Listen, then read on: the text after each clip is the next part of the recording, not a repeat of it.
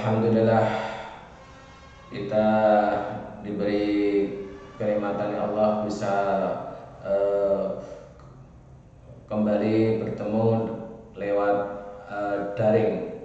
Gimana anak-anak, sehat? Alhamdulillah. Makanya kita harus jaga seterusnya dengan kesehatan, karena sehat itu mahal harganya. Mari kita untuk pertemuan yang kedua, ya. Kemarin pertemuan pertama sudah saya singgung mengenai yaitu Al-Quran. Oke. Al-Quran kemarin menurut bahasa dari kata qara'a ya Qur'anan, artinya baca. Maka setiap hari kamu harus membaca. Dengan membaca kita dapat memperoleh suatu ilmu yang berguna bagi dunia dan akhirat. Ya, ini maka untuk itu Al-Quran kita harus selalu membaca dan memahaminya. Ya, yang untuk ke permateri kedua ini saya sampaikan yaitu mengenai hadis. Karena hadis itu ada hubungannya dengan yaitu Al-Quran. Al-Quran sebagai pedoman hidup manusia, ya, sebagai yaitu memberi suatu peringatan bagi orang yang tidak mau mendengarkan. Ya, kita harus memberi suatu manfaatan dari Al-Quran itu dengan cara membaca dan memahaminya. Yang kedua adalah hadis, ya. Maka hadis ini menjelaskan merinci dari ayat-ayat Al-Quran. Ayat Al-Quran itu ya bersifat mujmal, yaitu bersifat umum. Terus dirinci, dijelaskan oleh hadis ini. Maka kita untuk pertemuan kali ini kita membahas masalah hadis. Secara bahasa hadis artinya baru, ya baru karena hadis itu dinukilkan ya oleh Kanjeng Nabi Rasulullah SAW. Karena hadis itu baru karena baru saja diriwayatkan oleh Rasulullah. Artinya baru ya, atau tidak itu hadis itu artinya baru, tidak lama. Dan ucapan pembicaraan, berarti ucapan qauliyah Kanjeng Nabi ya disebarkan oleh para sahabat, tabi'in seterusnya. Itu setiap sesuatu yang menurut para ulama hadis merupakan sinonim yaitu dari sunnah, yaitu setiap sesuatu yang diuraikan oleh atau dinisbahkan kepada dari Rasulullah, baik berupa perkataan, perbuatan, dan penetapan. Ya, qauliyah, fi'liyah, dan takririah. Ya, qauliyah itu ucapan, pengendikan dari Kanjeng Nabi. Ya, itu qala Rasulullah. Nah, itu. Terus perbuatan itu dengan menjalankan seperti kita menjalankan sholat, ya ibadah yang lain, nah, itu perbuatan Kanjeng Nabi. Dan ketetapan artinya takririah, yaitu sesuatu yang dilakukan Kanjeng Nabi, tapi yang dilakukan sahabat, tapi Nabi tidak melarang. Nah, itu namanya ketetapan, sudah ditetapkan, ya tidak ditetapkan Nabi. Sifat atau perjalanan baik sebelum atau sudah diutus menjadi Rasul. Perkataan yang dimaksud dengan perkataan adalah segala perkataan yang pernah diucapkan oleh Nabi. Ya, perkataan yang pernah diucapkan oleh Kanjeng Nabi Muhammad SAW dalam berbagai bidang, seperti yaitu bidang syariah, akhlak, akidah, pendidikan, dan sebagainya. Itu. Yang kedua yaitu yang di perbuatan. Perbuatan adalah penjelasan praktek, berarti perbuatan ya praktek Kanjeng Nabi. Ya seperti batu sholat itu gimana? Nah, pada waktu dulu para sahabat kan belum ngerti ya apa sholat itu gimana. Maka Kanjeng Nabi praktek, yaitu gini caranya kalau sholat, yaitu nanti melihat saya, berarti Nabi sholat terus dilihat oleh yaitu para sahabat. Oh gitu namanya takbir, ya, namanya ruku. Nah itu gimana caranya? Nah itu namanya yaitu praktek ya fiqhiyah. Ya, fiqhiyah. Seperti yang belum jelas teknik pelaksana seperti hanya jumlah rakaat, cara mengerjakan haji, ya, cara berzakat dan lain-lain. Perbuatan Nabi yang merupakan penjelasan tersebut haruslah diikuti dengan pertegas dengan sebuah sabdanya.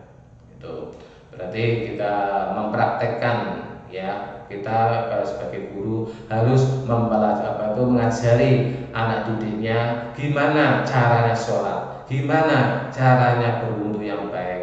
Ya, itu kita harus mempraktekkan. Nah, itu namanya fiqhiyah.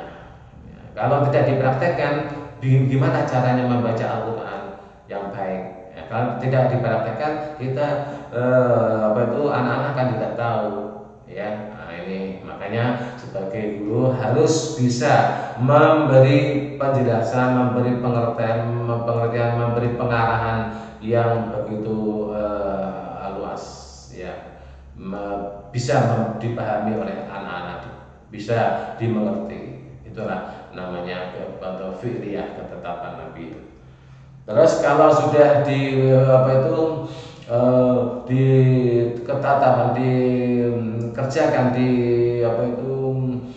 praktekkan Kanjeng Nabi, dilihat oleh Rasul sahabat, maka sahabat mengerti, oh caranya gitu, caranya sholat yaitu.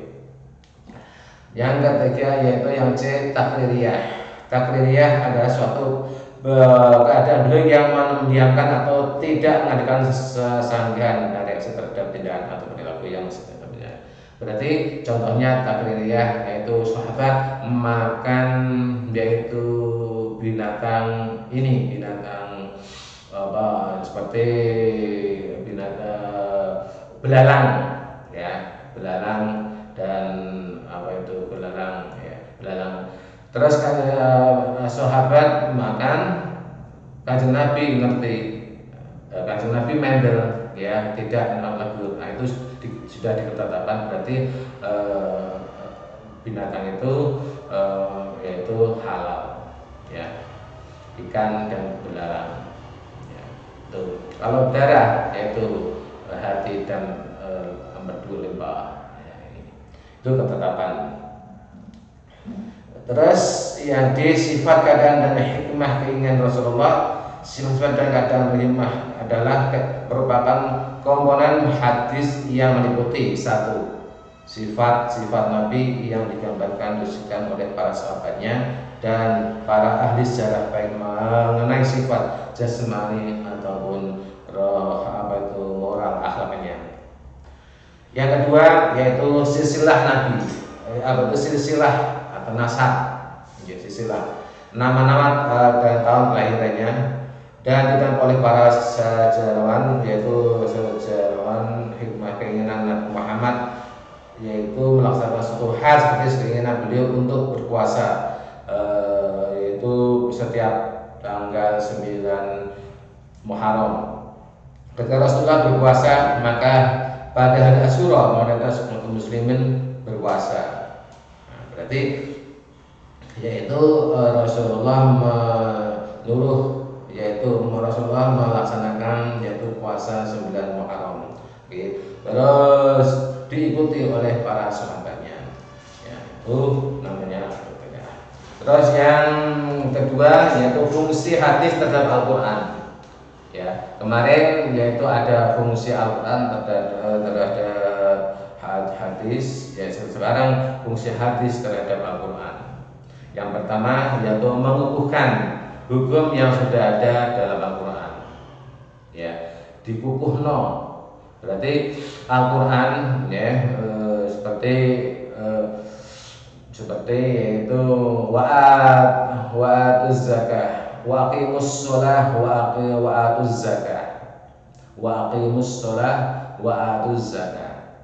Dan tunaikanlah, kerjakanlah sholat dan tunaikanlah, yaitu membayar zakat.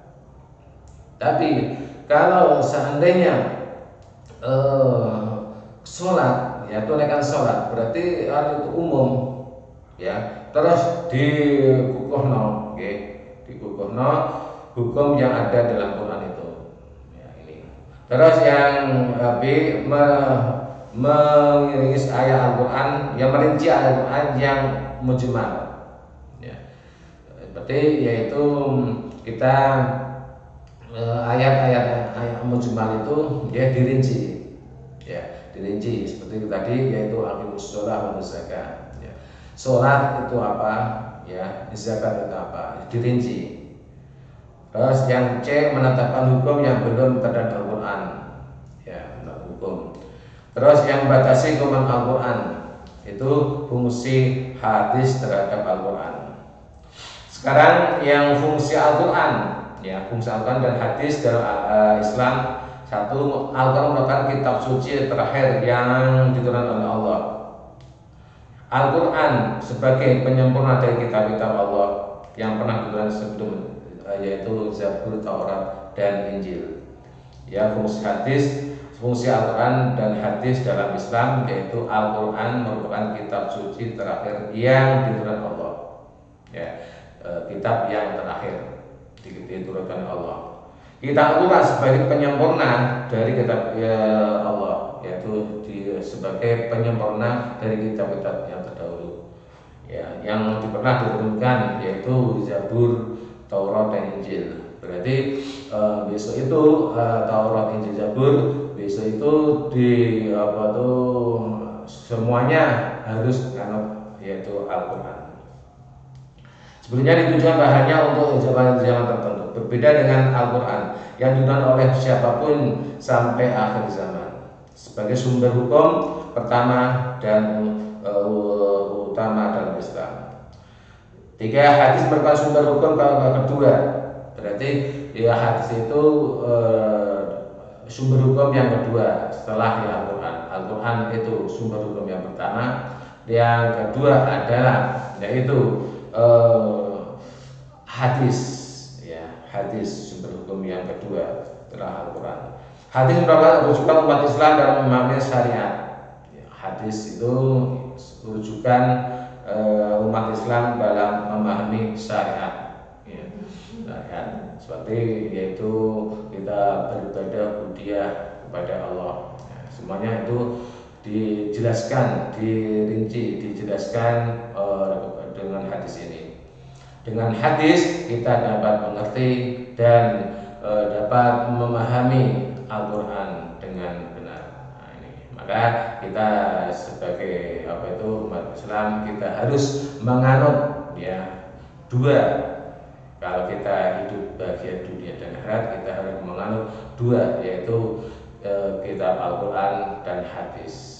Ya, atiullah wa atir Rasul, nah, itu harus dipegang dengan teguh. Maka kita kalau kita yaitu hidup dengan bahagia dunia dan akhirat, kita harus menganut kedua kitab itu, yaitu Al-Quran dan hadis. Nah, ini untuk pertemuan yang kedua ini, ya, kita harus belajar ya terus dengan tidak mengenal lelah, yaitu belajar yang giat. Kalau kita sudah menerima pelajaran yang pertama, yang dulu, ya jangan sampai yaitu dilupakan, yaitu ditelaah, terus biar tidak lupa. Ya, pesan saya yaitu jaga diri dan selalu berbuat kebaikan, yaitu kita sebagai anak didik yaitu harus belajar dan belajar.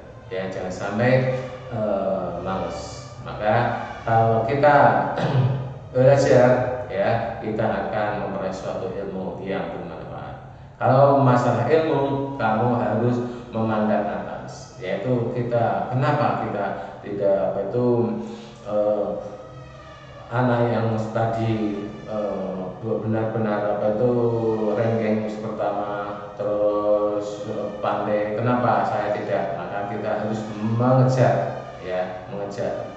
Lebih-lebih Al-Quran itu, ya hadis itu harus dipahami dengan benar.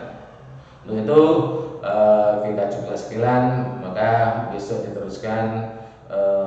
Wallahu a'lam bishawab. Wassalamualaikum warahmatullahi wabarakatuh.